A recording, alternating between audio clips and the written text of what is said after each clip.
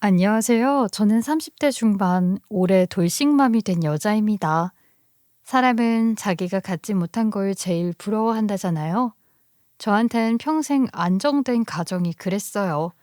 그래서 성실한 직장인 남편만 곁에 있으면 행복할 줄 알았거든요. 그런데 막상 얻어놓고 보니 안정적이기만 한 게 꼭 좋은 건 아니더라고요. 그 인간 직장은 번듯한데 완전히 가부장 꼰대였거든요. 제가 참다 참다 결국엔 우리 아빠 보내고 나서야 일을 치르게 됐네요. 그 이야기 한번 들려드릴게요. 저는 어릴 때부터 집이 편한 적이 없었습니다. 아빠라는 사람은 사업한다는 핑계로 집에 붙어 있는 시간이 거의 없었거든요. 초등학교 4학년 때 엄마는 결국 그런 아빠를 기다리다 지쳐서 집을 나가버리셨어요. 그날 이후로 저는 아빠랑 단둘이 살게 되었는데요. 아빠가 하는 일은 말이 사업이지 사실상 도박이랑 다를 게 없었어요. 부동산 투자라고 큰 소리 뻥뻥 치면서 돈 좀 벌어왔다가 여기저기 손댄 것 때문에 망하기를 반복하는 불안정한 집이었거든요.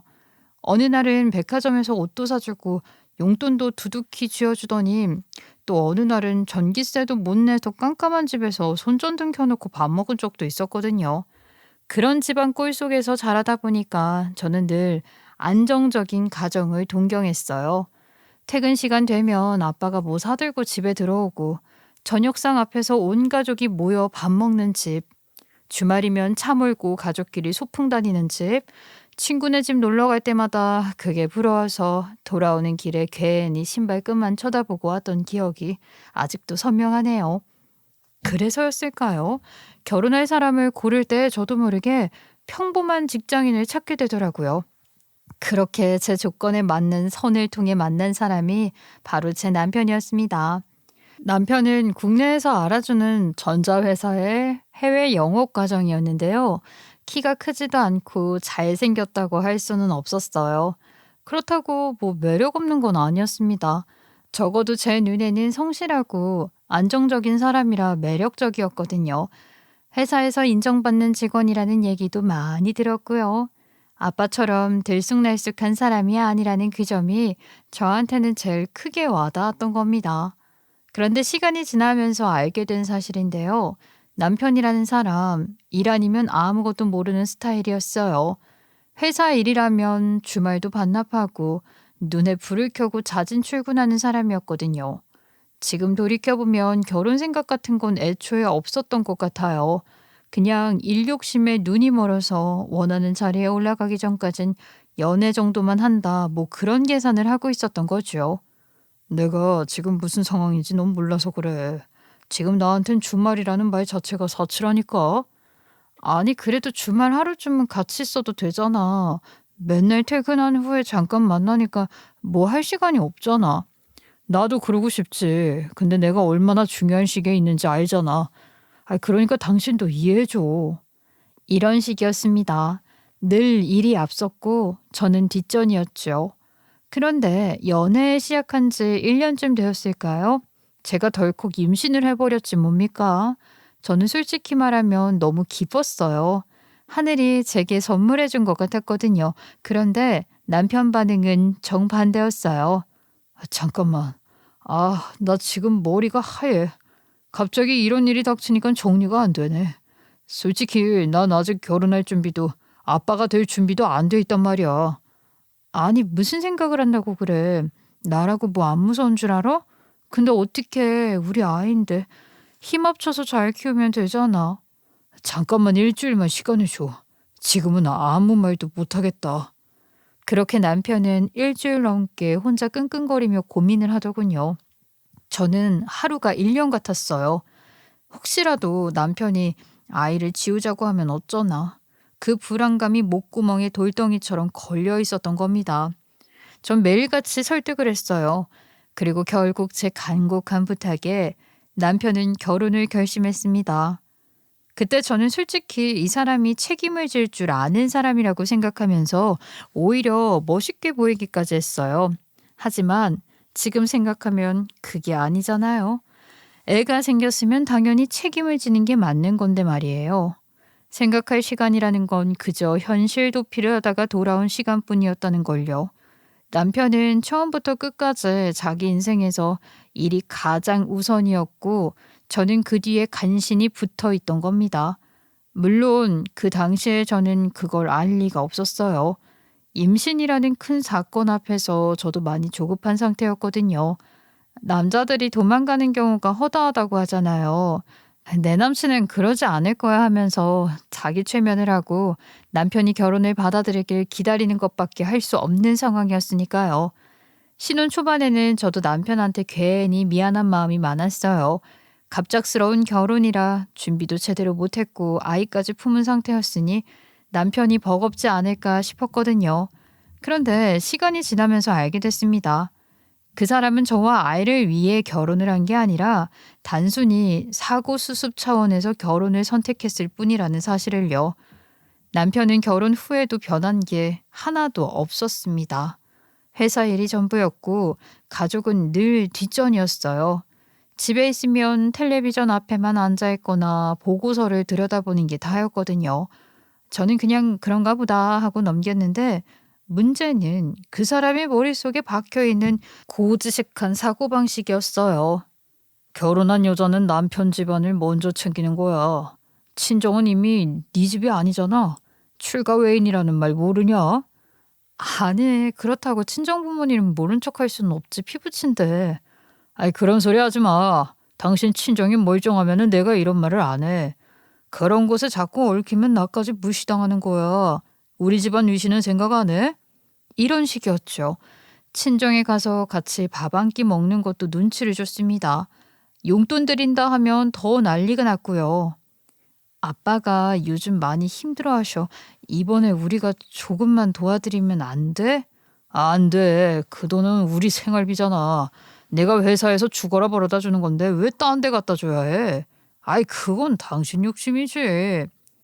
딴 데라고? 아니, 우리 아빠 용돈 좀 주자는 게 딴 데야? 당신은 뭐 어머님 아버님 용돈 안 드리는 것처럼 말한다? 우리 부모님이랑 같냐? 우리 엄마 아빠는 결혼할 때 보태주신 게 있잖아. 장인어른하고는 엮이기만 하면 돈이 쑥쑥 빠지는데 그런 아버지 때문에 당신까지 무시당할 수 있다니까? 이제 그만 거리를 둬. 그게 우리를 위한 거야. 그 사람 말투는 늘 단호했어요. 마치 본인이 무슨 대단한 원칙을 지키는 양. 제 의견은 씨알도 안 먹히는 겁니다. 한두 번은 참았는데 이게 계속 쌓이니까 속이 터지더라고요. 시간이 지나면서 남편의 가부장적인 면모도 점점 돌을 더했습니다. 돈 문제만 나오면 더 예민해지더라고요. 이 돈은 내가 아침부터 밤까지 피땀 흘려 벌어온 거야. 회식 자리에서도 비 맞추고 상사 눈치 보면서 굽신거려서 가져온 돈이라고. 그러니까 당연히 내가 어떻게 쓰는지 결정하는 거지. 당신은 그저 내가 준 걸로 살림만 챙기면 돼. 뭐라고? 지금 가정을 둘이 같이 꾸려가고 있는데 왜 당신 혼자 마음대로 정해? 내가 뭐 벌이가 없어서 그렇지. 집안일이랑 애 키우는 게 공짜야? 당신은 회사에서 땀 흘리는 동안 나는 편하게 앉아만 있었을 것 같아?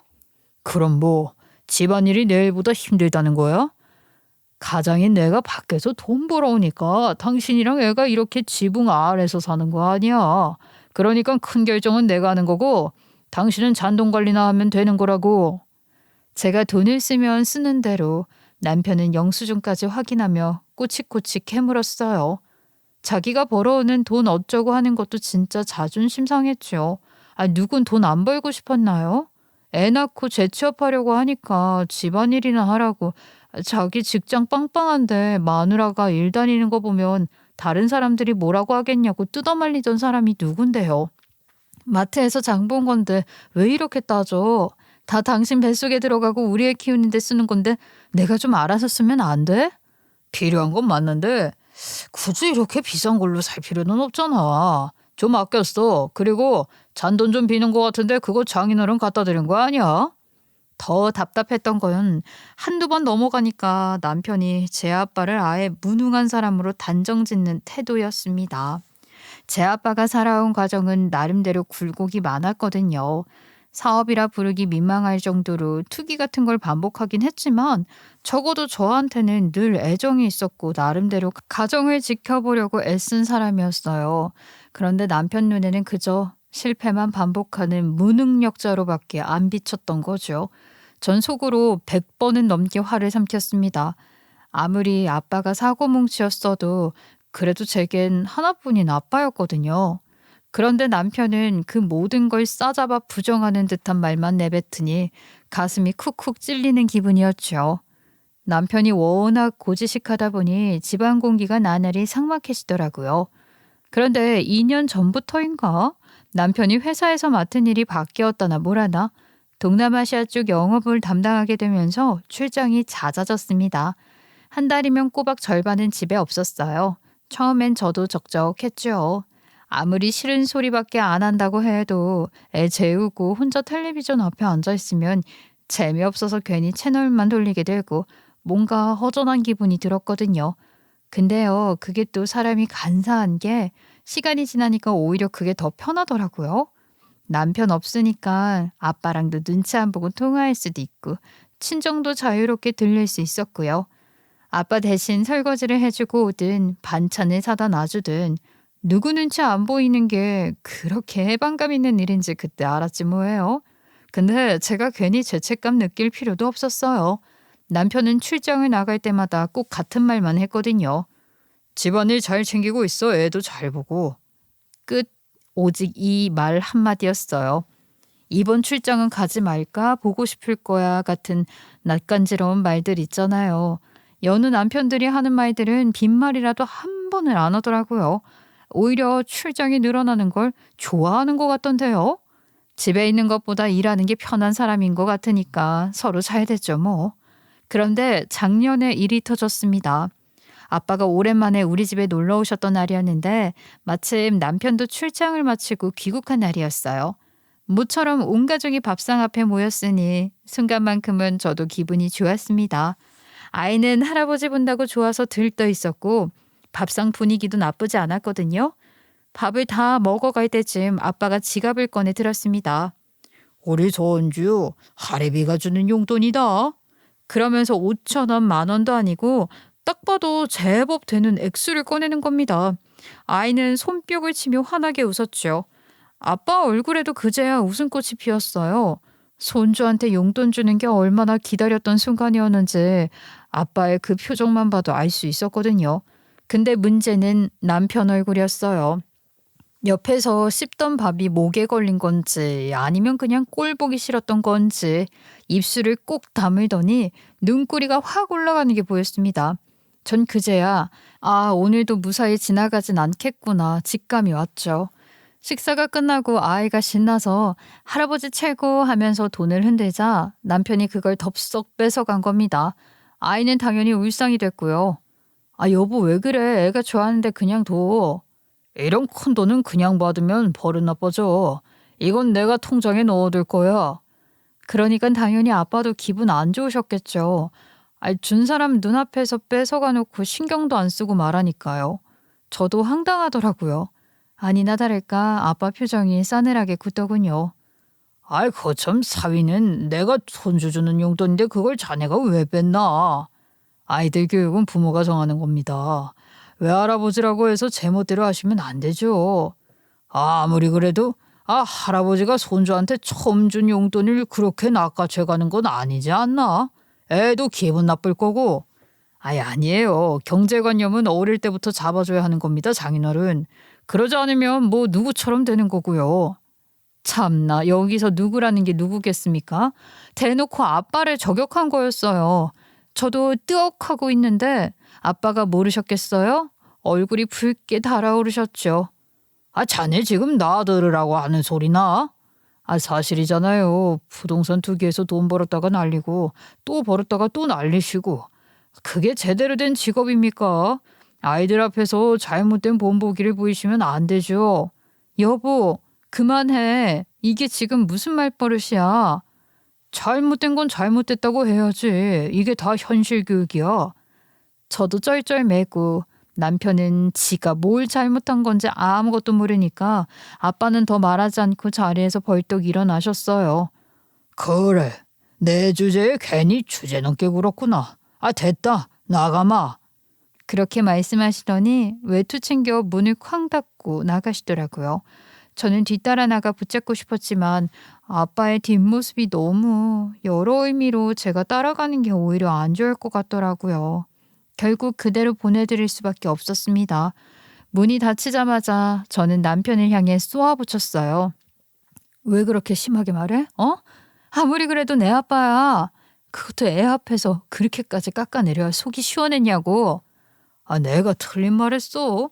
진실은 진실이지. 잘못된 건 바로바로 말씀을 안 드렸으니까 저렇게 되신 거 아니야. 진실이고 나발이고 뭐고 그딴 식으로 말하면 누가 그렇구나 하냐고. 애도 보고 있는 앞에서 장인어른 창피 주고 싶었어? 창피? 에이, 그건 본인이 살아온 대로 결과가 나온 거지. 그러게 창피할 짓을 왜 하셔? 나는 그냥 사실을 말했을 뿐이야. 진짜 벽창호라는 게 이런 거구나 싶었다니까요. 저는 속이 뒤집히는데 남편은 눈 하나 깜짝도 안 하고 오히려 본인 논리에 취해 있는 얼굴이 너무 꼴보기가 싫은 거예요. 남편은 뭐가 잘났다고 그날 이후 아빠 관련한 이야기만 나와도 아주 인상을 찌푸리고 짜푸리더라고요. 심지어 아이도 그 사건이 충격적이었는지 할아버지 얘기가 나오면 은근슬쩍 제 눈치를 보곤 했습니다. 저는 그게 더 마음이 쓰였어요. 가족끼리 만나는 자리가 왜 이렇게 지뢰밭처럼 되어버렸는지 진짜 너무 속상하더라고요. 그러던 와중에 엎친 데 덮친 격으로 아빠가 또 크게 실패했다고 하시더라고요. 심지어 이번에는 정말로 손해가 막심하대요. 제 옆에 있는 두 남정네가 왜 이렇게 제 속을 썩이는지. 그래도 저는 가만히 있을 수가 없어서 남편 몰래 아빠를 찾아갔습니다. 그때 아빠는 한쪽 벽에 기대 앉아서 한숨만 쉬고 계셨는데 얼굴에 주름이 부쩍 늘어 보였어요. 아휴, 이번에는 진짜 끝났다. 이제 손댈 것도 없어. 이젠 투자는 그만하고 그냥 조용히 살란다. 이번에도 또 다 이런 거예요? 아빠, 저도 이런 와중에 싫은 소리 정말로 하기 싫지만 제발 이제 좀 그만하시면 안 돼요? 저도 지켜보는 게 너무 힘들어요. 알어. 나도 안다. 내가 참 면목도 없다. 그냥 이제부턴 소박하게 살고 싶다. 저는 속으로 안쓰럽기도 했지만 솔직히 불안했어요. 평생 그렇게 살아오셨는데 하루아침에 바뀔까 싶으니까요. 그런데 그 뒤로는 진짜 달라지셨어요. 이리저리 투자 이야기하는 대신 작은 식당 얘기를 꺼내신 겁니다. 내가 옛날부터 그 김치찌개 하나는 자신 있었잖냐. 이번엔 그걸로 해볼란다. 작은 가게 내서 장사하면 적어도 투기보단 낫지 않겠냐? 식당이요? 근데 아빠, 식당도 쉽지 않아요. 차라리 안정적인 일자리 알아보신 게 더 낫지 않을까요? 안정적인 일자리라. 나이 60 넘은 사람을 어디서 받아주겠냐. 내 손만 믿고 해보는 수밖에. 그렇게 아빠는 진짜로 식당을 차리셨습니다. 허름한 골목 모퉁이에 자리 잡은 김치찌개 전문점이었는데요. 초반에는 손님이 없어서 의자만 덩그러니 놓여있는 날도 많았죠. 그런데 아빠는 포기 안 하시더라고요. 매일같이 새벽에 장 봐서 김치를 담그고 뚝배기 불 조절을 몇 번이고 하긴 하고 한 그릇 한 그릇 내어놓는 게 보통 정성이 아니었습니다. 그러다 보니까 조금씩 입소문이 나더라고요. 그러더니 단골이 하나 둘씩 생겨났고요. 동네 직장인들이 점심시간마다 몰려오고 여기 김치찌개 국물 맛이 다르다는 소문이 돌면서 줄 서는 날까지 생긴 겁니다. 저는 그 모습을 보면서 드디어 아빠도 제자리를 찾으셨구나 싶더라고요. 근데 문제는 또 남편이었어요. 제가 조심스럽게 아빠 이야기를 꺼냈을 때 반응이 가관이었거든요. 여보, 아빠가 드디어 식당을 시작하셨어. 김치찌개 전문점인데 생각보다 반응이 괜찮대. 그래? 또 얼마나 가나 보자고. 시작은 누구나 하지. 원래 가게라는 게 오픈했을 때는 잘 되게 되어 있어. 아니, 이번에는 진짜 달라. 그렇게 말하지 마. 벌써 단골도 생기고. 단골? 그게 언제까지 갈 것 같아. 그리고 당신 똑똑히 들어. 장사도 결국 말아먹으신 뒤에 우리한테 빌어먹으려 들 거야. 그때 가서 당신 친정 핑계대고 또 돈 대줄 생각하지 마. 그럴 거면 미리 그만두시는 게 나으니까 당신이 제대로 단속하라고. 저는 그 말을 듣고 기가 차서 말이 안 나오더라고요. 아빠가 이제라도 열심히 살아보겠다고 주방에서 땀 흘리고 계시는데 남편 입에서는 응원은커녕 조롱만 나왔으니까요. 시간이 지나 아빠 가게가 점점 잘 되니까 남편 태도는 오히려 더 날카로워졌습니다. 아빠가 성공하는 걸 반가워해야 할 판에 괜히 더 의심하는 거예요. 혹시 이제 우리한테 투자하라고 꼬드기시는 거 아니야? 돈만 좀 보셔서 또 욕심 부리시는 거 아니냐고. 아빠는 이제 그런 거 안 하신다고. 이번엔 진짜 가게에만 전념하신다니까. 아이, 말은 다 그렇게 하지. 안 못 믿어. 이번에도 당신이랑 나 등골 빼먹으려는 거 아니야? 당신은 그렇게 당해놓고 아직도 모르냐? 저는 진짜로 말을 말자 싶더라고요. 결혼하고 자기가 뭘 도와줬다고 이렇게 피해자처럼 구는지. 심지어 제가 주말에 가게 일손을 조금이라도 도와드리면 그걸로 또 불만을 터뜨렸습니다. 에이, 결혼한 여자가 친정보다 남편 집안을 먼저 챙겨하는 거 아니냐? 내가 말했지. 여자는 결혼하면 출가 외인이라고. 아니, 아빠가 혼자 하시기 힘드니까 잠깐 도와드린 거잖아. 하루 종일 있었던 것도 아니고 그냥 점심에 일손 바쁠 때 잠깐 서빙만 한 건데 그게 그렇게 못마땅해? 못마땅하지. 당신이 나 몰래 친정이랑 엮이는 게 싫다고 내가 몇 번을 말했어. 내가 회사에서 뼈 빠지게 벌어다 줬는데 그 돈으로 열심히 처먹고 그랬으면 집안일이나 아주 왜 엄한 데다가 힘쓰냐고. 저는 황당해서 웃음만 나왔습니다. 아니, 제가 언제 돈 갖다 썼다고. 그냥 주문 좀 받아주고 음식 나르고 계산 좀 도와준 게 뭐 얼마나 힘든 일이라고요. 오히려 아빠가 고맙다면서 저한테 차비로 쓰라고 용돈도 쥐어줬는데 말이죠. 저도요, 더 이상은 못 참겠더라고요. 그래서 어느 날은 각 잡고 남편한테 한 잔 따라주면서 물어봤어요. 여보, 당신은 왜 그렇게 아빠만 보면 예민해져? 솔직히 말해봐. 솔직히 말해서 아빠가 잘 되는 게 싫은 거 아니야? 싫은 게 아니라 나는 현실적으로 보는 거야. 실패한 전적이 몇 갠데 이번에 또 무너지면 그 피해 누가 보겠냐? 아이, 결국 우리잖아. 그래도 이번엔 다르다니까. 본인 손으로 장사하시면서 책임감 느끼시는 것 같아. 책임감? 글쎄, 난 두고 볼 거야. 당신은 괜히 들떠서 나까지 끌어들이지 마. 뭐 바뀌는 게 없더라고요. 그렇게 남편이랑 계속 싸우다 보니까 저도 지쳐서 결국 아빠와 제 사이도 멀어지기 시작했어요. 제가 자꾸 남편 눈치를 보다 보니까 예전처럼 편하게 못 가고 아빠랑 통화도 줄어들더라고요. 아빠도 신경이 쓰였는지 일부러 잘 연락을 안 하시고요. 제가 머쓱하게 죄송하다고 하면 아빠는 그저 괜찮다며 웃어 넘기셨지만 그 뒷모습이요, 얼마나 쓸쓸해 보이던지 몰라요. 그리고 올해 초 남편은 또다시 출장을 떠났어요. 이번엔 베트남이었죠.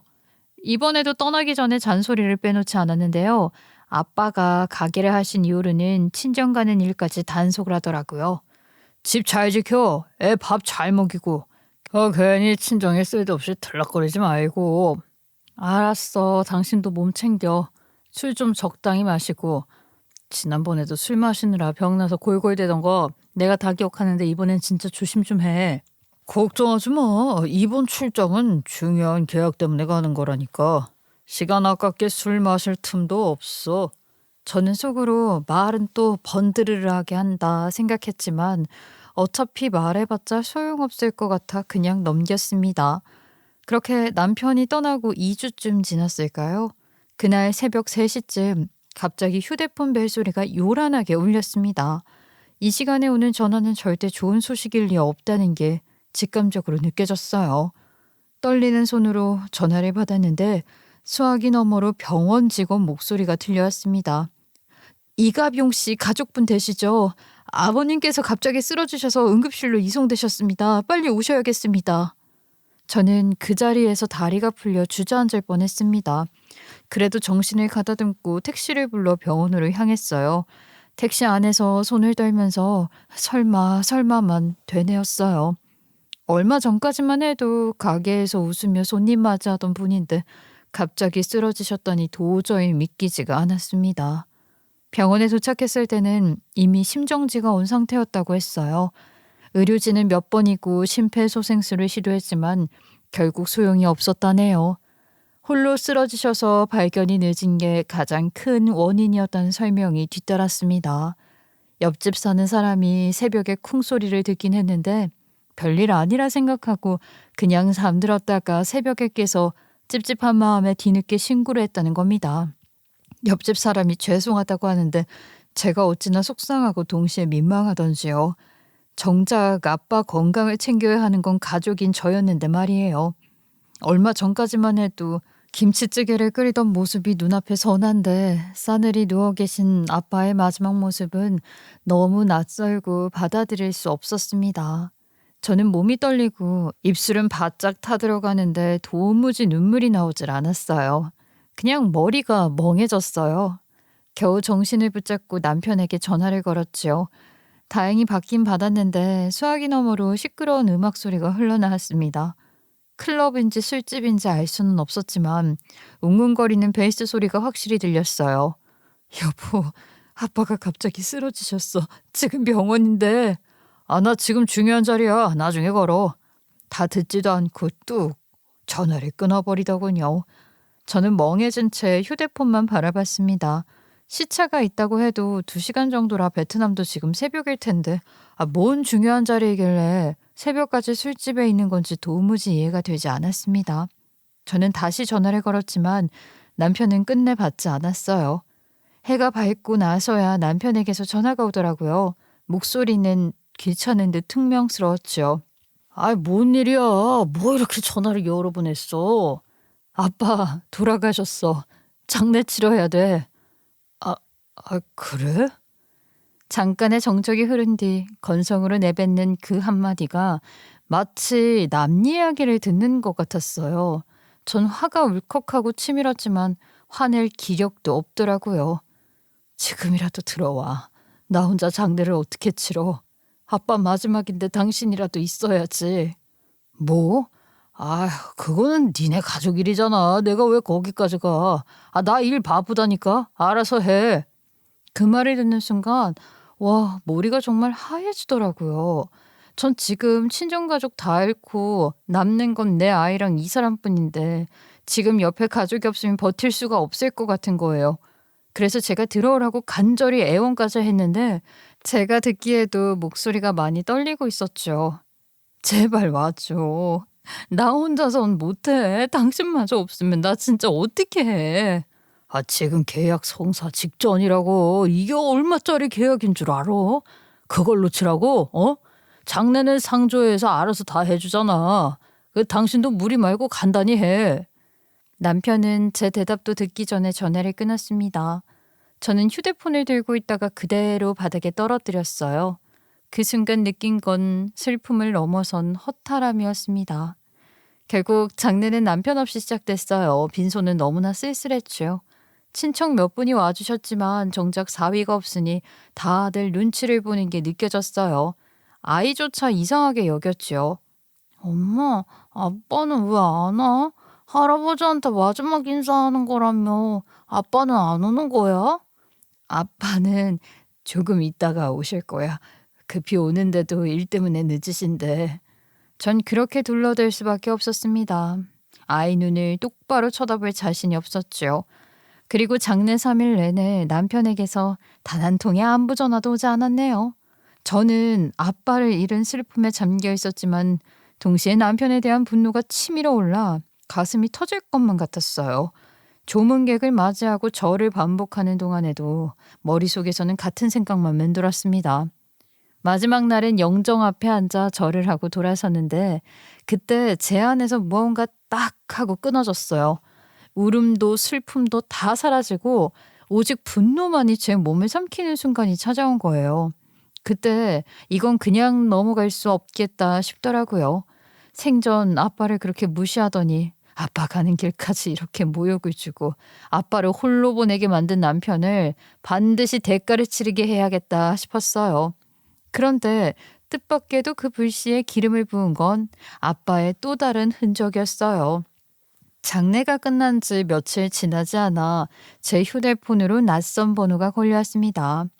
장례 때문에 여기저기서 부의 전화가 많이 왔던 터라 망설이지 않고 받았는데요. 상대방이 자신을 변호사라고 소개하더라고요. 순간 가슴이 철렁 내려앉았어요. 혹시 또 아빠가 남긴 빚이라도 있나 싶어서요. 무슨 문제라도 터진 건가 싶었죠. 그런데 다행인지 뭔지 그 변호사는 아빠가 생전에 유언장을 작성할 때 법적 절차를 도와준 담당자라고 하더라고요. 고인께서 따님을 위해 남겨둔 내용이 있습니다. 유산 관련해서 말씀드릴 게 있으니 직접 확인하시는 게 좋겠습니다. 전 순간 귀를 의심했어요. 솔직히 아빠에게 무슨 유산이 있겠나 싶었거든요. 평생을 실패와 빚으로 살아온 분이었으니까요. 뭐 있어봤자 식당 운영하며 남은 약간의 저축이나 보증금 정도일 거라 짐작했죠.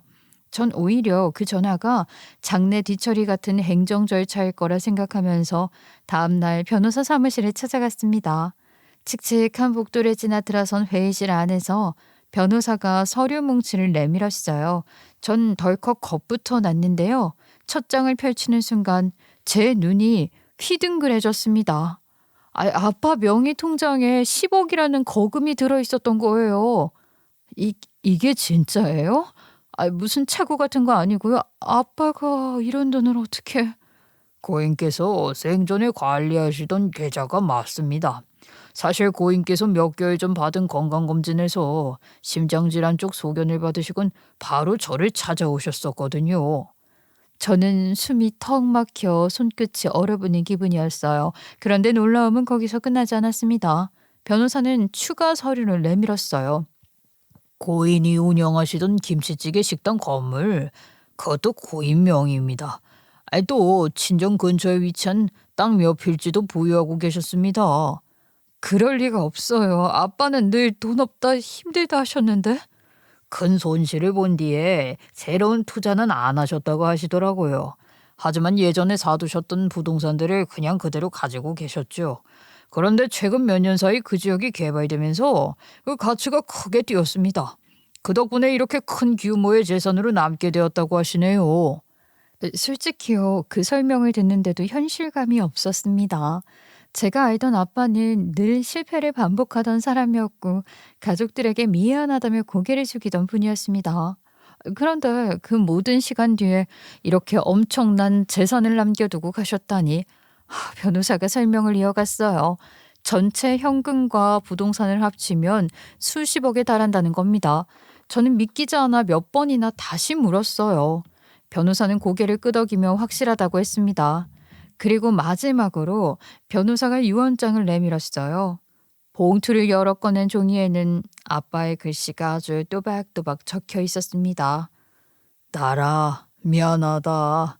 철없는 아빠 때문에 고생 많았지. 고생한 딸에게 아빠의 전부를 물려준다. 이 돈으로 앞으로는 행복하게만 살거라. 그리고 혹시 옆에 있는 네 사람이 좋은 사람이 아니라고 생각되면은 주저하지 말고 새로운 삶을 시작하길 바란다. 저는 거기서 결국 울음을 터뜨리고 말았습니다. 아빠는 늘 제 앞에서는 괜찮다, 괜찮다 하셨지만 사실은 다 보셨던 거예요. 남편이 저를 어떻게 대하는지, 제가 어떻게 억눌려 사는지. 그래서 마지막 순간까지도 저를 걱정하며 이런 말을 남기신 거겠죠. 그때 느낀 건 단순한 슬픔이 아니었습니다. 장례식장에서 느꼈던 모멸감과 남편의 차갑던 말투, 그리고 아빠가 남긴 이 마지막 당부가 한꺼번에 뒤섞이면서 제 안에서 거대한 파도처럼 밀려 올라왔어요. 꼭 아빠가 마지막으로 등을 떠민 것 같더라고요. 아빠가 적은 새로운 삶을 시작하라는 그 문장이 자꾸만 눈에 번져 보였어요. 저는 두 손으로 유언장을 꼭 쥔 채로 끝내 이를 악물었습니다. 그때 남편에게서 전화가 걸려왔어요. 생각보다 일찍 베트남 계약이 성사되었다면서 곧 한국으로 돌아가겠다는 연락이었죠. 저는 담담하게 아빠가 유산을 남기셨다고 말했어요. 그 순간 수화기 너머로 남편의 숨소리가 변하는 게 느껴졌습니다. 평소에는 귀찮다는 듯이 대답하던 그 사람이 제 말 한마디에 기가 쫑긋 선 것 같더라고요. 유산? 정확히 얼마나 되는 건데 혹시 그 빚 같은 거는 없지? 빚? 웃긴다 진짜. 빚은 무슨 네가 생각하는 그 이상일걸? 제가 유산 규모를 대충 간략하게 말해줬거든요. 그니까 남편이 완전히 달라졌습니다. 제가 말을 마치자마자 곧바로 흥분한 목소리로 대세 전환을 하는 거예요. 여보, 당신 얼마나 힘들었겠어? 어? 내가 곁에 있어주지 못해서 얼마나 외로웠을까? 내가 진짜 미안하다. 한국에 들어가면은 제일 먼저 장인어른 산소부터 찾아뵐게. 내가 진작 그렇게 했어야 했는데. 저는 핸드폰을 들고 입술을 깨물었어요. 바로 며칠 전만 해도 니네 집 일이니까 알아서 알았던 남편의 모습은 온데간데없고 180도 돌변한 가식적인 모습에 정이 뚝 떨어지더라고요. 며칠 뒤 남편이 귀국했는데요. 귀국한 날은 건드리지도 말라며 저 개무시하던 사람이 저를 갑자기 여왕처럼 대하는 거 있죠. 여보, 고생 많았지? 얼굴이 수척해졌네. 안마라도 해줄까? 저는 순간 웃음이 나올 뻔했습니다. 이 인간이 나를 언제부터 그렇게 살뜰히 챙겼다고? 장례 치르느라 힘들었을 거라며 안마를 해주겠다고 하고 오늘은 내가 맛있는 거 사줄게 라며 외식을 제안하기도 했습니다. 그러더니 아이 앞에서도 일부러 다정한 척을 하는 겁니다. 진짜 꼴값을 떨었죠. 아빠가 출장 다니느라 너랑 놀아주지도 못했지. 이제부터는 아빠가 시간 내서 같이 놀아줄게. 더 이상했는지 저를 힐끔 보며 눈치를 보더라니까요. 평소 무심한 아빠가 갑자기 살갑게 구는 걸 어떻게 받아들여야 할지 모르는 눈치였죠. 저는요 이미 마음이 다 떠난 상태였습니다. 아빠가 돌아가신 그날 남편이 보였던 차가운 태도가 아직도 생생했거든요. 근데 이제 와서 유산이 있다는 걸 알자마자 태도를 싹 바꾸는 모습이 어땠겠어요. 역겹기만 했죠. 남편은 제가 눈치 못 챈다고 생각했는지 계속해서 제 비위를 맞춰주는 척을 하더라고요. 하지만 이제 저는 마음을 바꿀 생각이 없었어요. 남편에게 복수를 해야겠다는 그 다짐을 말이에요.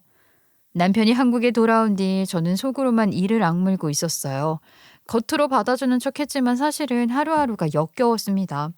아빠 장례식조차 외면하던 그 차가운 목소리가 아직도 귓가에 맴도는데 이제 와서 유산 소식 듣고 태도를 싹 바꿔 다정한 척을 하는 꼴이니 속이 부글부글 끓을 수밖에 없었죠. 그때 문득 베트남에서 새벽에 통화하던 날이 떠올랐어요. 수화기 너머로 들리던 그 요란스러운 음악 소리. 당시엔 정신이 없어 넘겼지만 이제와 생각하니 도무지 납득이 안 되는 겁니다. 계약이 어쩌고 떠들던 사람이 왜 그런 소리가 들리는 곳에 있었을까요? 저는 결국 남편의 뒷조사를 시작하기로 마음을 먹었어요. 혼자서는 한계가 있다고 생각해 평소 친하게 지내던 남편 직장 후배의 아내에게 연락을 돌렸습니다. 그냥 대놓고 묻긴 뭐해서 자연스레 안부 인사하는 척하며 떠봤어요. 요즘 잘 지내지? 이번에 강 대리님도 우리 남편이랑 출장 같이 갔다 왔다며? 고생 많았겠다. 언니, 괜찮으세요? 전 진짜 이번에 진짜 속이 뒤집어졌잖아요. 왜? 무슨 일 있었어? 강 대리님이 뭐 잘못이라도 한 거야? 아니, 진짜 제가 언니도 알고 계셔야 할 것 같아서 말씀드려요. 제가 남편 휴대폰을 보다가 무슨 사진을 본 줄 아세요? 출장 가서는 뭐 맨날 골프만 치고 유흥업소만 다녔는지 그게 또 다 여자들이랑 같이 놀러 다녔더라고요. 전 순간 제 심장이 쿵 내려앉았는데요.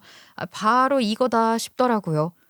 잠깐만, 여자들이라고? 자기 남편이랑 우리 남편이랑 같이 있었다는 거야? 네, 저도 처음엔 안 믿었어요. 근데 제가 조목조목 따졌더니 결국 싫다하더라고요. 출장 가서 거의 매일 골프 치고 밤에는 유흥업소 다니고, 그랬나 봐요. 아니, 출장이라면서 어떻게 그래? 회사에도 일정 보고 같은 거 했을 거 아니야. 그것도요, 다 조작했대요. 클라이언트 미팅이라고 거짓 보고하고 실제로는 골프장이었다는 거예요. 그러면서 저희 남편이 뭐라는 줄 알아요? 다 선배가 시켜서 어쩔 수 없이 했다는 거예요. 참나.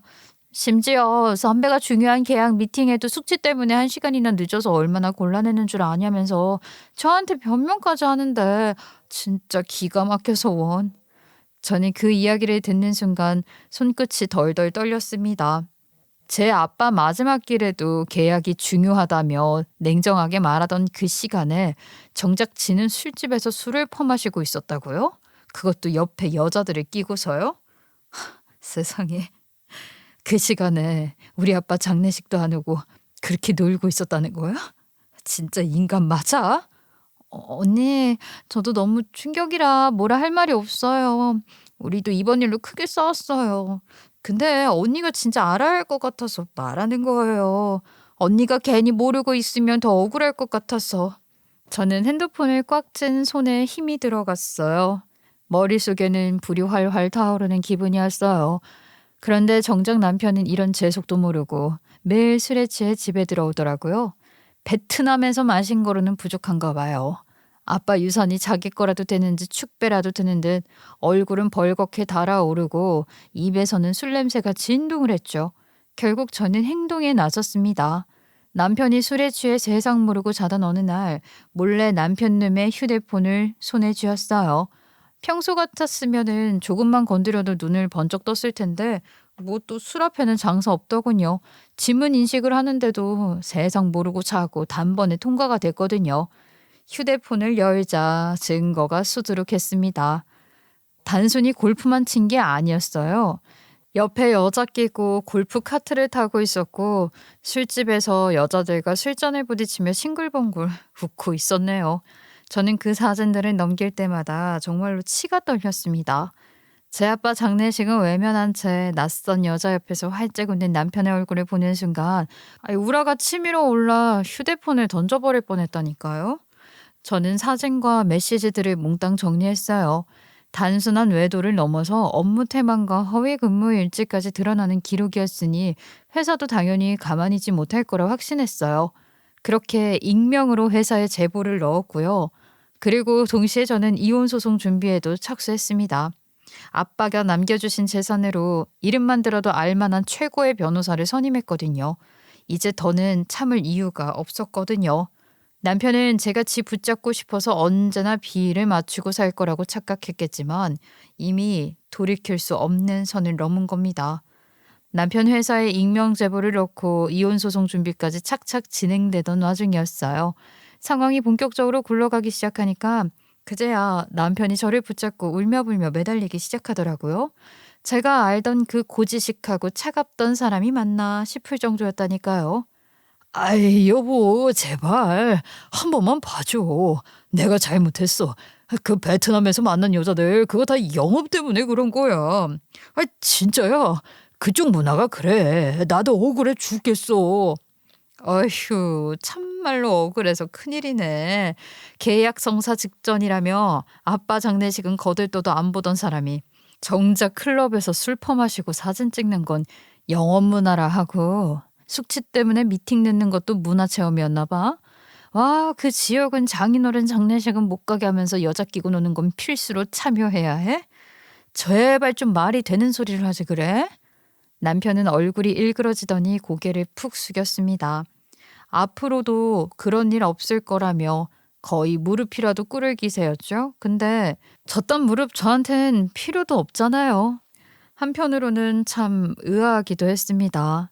평소에는 가정보다 일이 우선이라며 무슨 일이 있어도 원칙과 규율만 강조하던 사람이 정작 이혼 얘기 나오자 왜 이렇게 비굴해진 건지 이해가 안 됐어요. 그런데 곧 그 이유를 알게 됐습니다. 알고 보니 남편은 아빠 유산을 빼앗아 쓰려고 별의별 짓을 다 하고 있었더라고요. 유산 얘기를 듣자마자 평소 타고 싶다고 노래를 부르던 외제차를 계약했고요. 시댁 식구들 이사갈 신축 아파트까지 덜컥 계약을 해버렸다고 했습니다. 게다가 평소 건강이 좋지 않았던 시어머니의 간 검진과 고액 치료를 대학병원에 예약까지 해뒀다더군요. 아이, 그래도 가족이잖아. 한 번만 봐주면 안 되겠어? 그래, 아니면 적어도 우리 엄마 치료비만큼은 당신도 내 마음 알 거 아니야. 저는 어이가 없어서 헛웃음만 나왔어요. 우리 아빠는 제대로 챙겨드리지도 못해서 홀로 쓸쓸하게 가셨는데 내 앞에서 지네 엄마 챙겨달라고 시위하는 꼴이 결국엔 저를 무시하는 태도 그대로였거든요. 니네 가족 일이잖아. 내가 왜 거기에 돈을 써야 돼? 저는요, 남편이 했던 말 그대로 돌려준 것뿐인데 남편 얼굴이 아주 허옇게 질리더라고요. 그동안 저에게 퍼부었던 말들이 그대로 되돌아온 기분이 어땠을까요?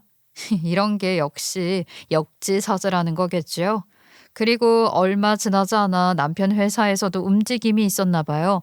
누가 보냈을지 모를 익명 제보가 들어온 뒤 허위 근무일지 작성과 업무 태만건으로 조사가 시작된 겁니다.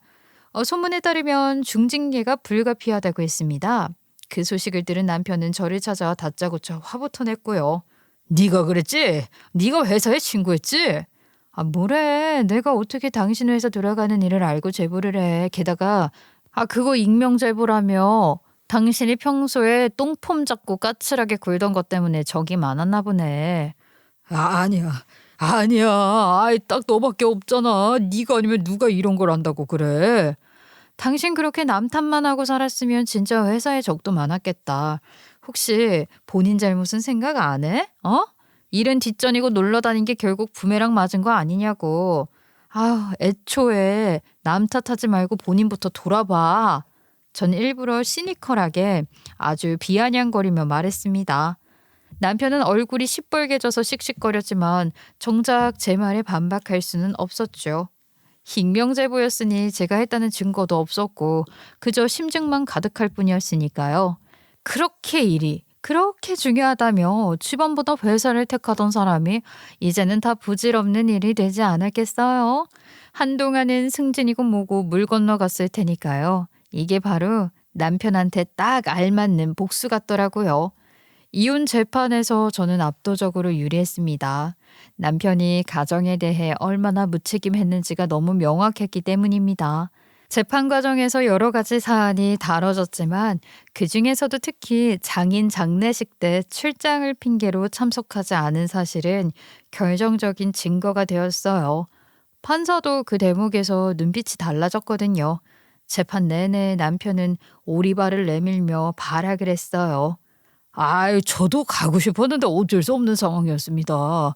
계약 성사가 눈앞이었거든요. 제 의지대로 안 된 겁니다. 판사님, 들으셨죠? 계약은 지키면서 장례는 안 간답니다. 본인 장인어른 장례보다 회사 계약이 더 소중하다는데 이게 정상적인 배우자입니까? 법정안이 잠시 술렁였어요. 남편 얼굴은 벌겋게 달아올랐지만 변명은 더 이상 통하지 않았습니다. 그리고 아이 역시 법정에서 판사 앞에 서서 말했어요. 저는 엄마랑 살고 싶어요. 아빠는 저랑 잘 안 놀아줘요. 출장 가면 전화도 잘 안 해요. 그 말 한마디가 판사에게 큰 울림을 준 듯 했어요. 결국 판결은 제 쪽으로 기울 수밖에 없었죠. 남편도 양육권 포기하고 재산 분할에서도 불리한 조건을 받아들일 수밖에 없었네요. 이혼 확정 판결문을 손에 쥐었을 때 저는 웃음이 나올 만큼 허무했습니다. 긴 시간 끓어오르던 갈등이 이렇게 단순하게 매듭지어지다니. 저희 쪽 변호사가 서류를 정리하면서 제 귀에 속삭이더군요. 이거는 뭐 게임 끝났네요. 이혼 후 저는 아이와 함께 바로 새로운 집으로 이사를 했어요. 아빠가 남겨주신 재산으로 평수 넓은 신축 아파트로 들어갔는데 이사 첫날 창문을 열자 탁 트인 전망이 눈에 들어왔습니다. 그걸 보니까 가슴이 뻥 뚫리더군요. 아이는 방을 돌아다니며 소리쳤어요. 엄마, 우리 집 진짜 넓다. 나 여기서 자도 돼? 그럼 네 방이지. 이제 마음껏 써. 누구 눈치 볼 필요 없어? 반면 전 남편은 회사에서 자천되었고 지방 발령이 났다는 소식을 들었습니다. 그 좋다던 해외 영업부서에서 밀려나 이제는 원룸에서 혼자 지내고 있다더군요. 한때는 일밖에 모른다며 자존심처럼 떠들던 사람이 결국 그 일 때문에 지 인생을 스스로 무너뜨린 꼴이 된 겁니다. 듣기로는 한껏 생색내며 시어머니 치료비며 이사비며 여기저기에 벌써 돈을 써버려서 남는 돈 없는 돈까지 긁어 모아야 했다더군요. 결국 더 궁상맞게 살고 있다고 들었습니다. 저는 그 이야기를 듣고 피식 웃음이 나왔어요. 가정보다 일이 중요하다던 사람이 이제는 일도 잃고 가정도 잃고 남는 건 초라한 모습뿐이구나 싶어서요. 가끔 아빠 생각이 날 때면요. 아빠가 운영하시던 식당을 찾아가요.